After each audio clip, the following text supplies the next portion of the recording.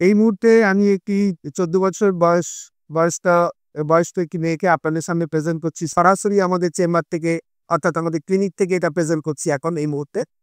এই মেয়েটি আ গত ফেব্রুয়ারি মাসে আমাদের কাছে এসেছিল পেটে প্রচন্ড ব্যথা, বিশেষ করে বাঁদিকে এবং আ এই ব্যথা এত তীব্র ছিল যে ব্যথাটি প্রেসারে বিলি করছিল এবং প্রায় ভাঁজ হয়ে পড়লে সে পেটটা চেপে ধরে ভাঁজ হলে তার ব্যথাটা রিলিফ করছিল। মানে উপশম হচ্ছিল। এরকম অবস্থায় আমরা ওরকম একই সিচুয়েশন দেখে এবং পেনের মডালিটি দেখে আমরা ওকে কোলোসিন 30 কয়েকটা ডোজ প্রেসক্রিপশন করি এবং ওর ব্যথা পরবর্তী ভিজিটে এসে ওর ব্যথা কমে যায় এটা বলে। তারপর ও আর আমাদের সঙ্গে যোগাযোগ করেনি। হঠাৎ করে গত আ ২৫ মে ও আমাদের কাছে আসে। তার আগে অবশ্য ওর ব্যথাটি শুরু হয়ে গেছিল। ওর ডান দিক, বাঁ দিক কেটে দুদিকেই ব্যথা করছিল তখন এবং ও একজন সার্জেনের কাছে যায় এবং সার্জেন ওকে একটি আল্ট্রাসোনোগ্রাফি করান। আমি আমার অ্যাসিস্ট্যান্টকে বলব একটু আল্ট্রাসোনোগ্রাফি রিপোর্টটা দেখাতে। এই যে আল্ট্রাসোনোগ্রাফি রিপোর্টটা দেখুন, নিচে লেখা রয়েছে stone is right renal pelvis এবং তার সঙ্গে ২ টা ছোট, ছোট স্টেন, খুব টাইনি স্মল স্টোন রয়েছে লেফট সাইডে। যাই হোক, ওর এই ব্যথাটা, প্রচন্ড ব্যথাটা রাতের দিকে বৃদ্ধি হচ্ছিল এবং তার সঙ্গে, সঙ্গে ওর মুখে খুব গন্ধ ছিল। আ তারপরে ওর আ ঘামে গন্ধ ছিল এবং তা হলেও খুব একটা আ অ অস্বস্তি বোধ করত। এই সঙ্গে সবচেয়ে যেটা বড় জিনিস পেয়েছিলাম যে নাইটে বিশেষ করে রাতে ওর অ্যাগ্রাভেশন হচ্ছিল ব্যথাটার। এম প্রস্রাবে জ্বালা ছিল, প্রস্রাবে গন্ধ ছিল।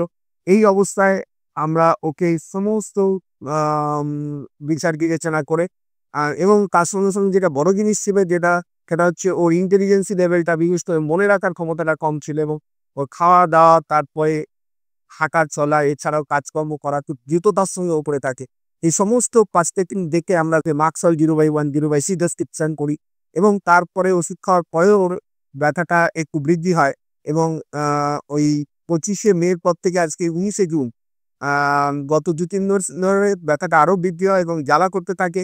সার্জেন ওকে এই কেসটাতে অপারেশন করতে বলেছিল। ও অপারেশন না করে আমাদের কাছে ওই ২৫ মেই চলে আসে এই রিপোর্টটি দিয়ে এবং তারপর মাক্সাল প্রেসক্রিপশন খাওয়া হয় এবং আজকে সকালে আমরা হাতে নাতে রেজাল্ট পেয়েছি। আজকে সকালে দেখা গেছে যে ওর স্টোনটা বেরিয়ে এসছে। আমি স্টোনটা একটু দেখাতে অনুরোধ করছি। আম দেখুন, এই কালো স্টোনটি আজকে বেরিয়ে এসছে। সাইজটা বুঝতে পারছেন, বেশ সাইজটা বড়ই রয়েছে। যাই হোক, আমরা জানি নরমালি 4.5 to 5 মিলিমিটার স্টোন বেরিয়ে আসে।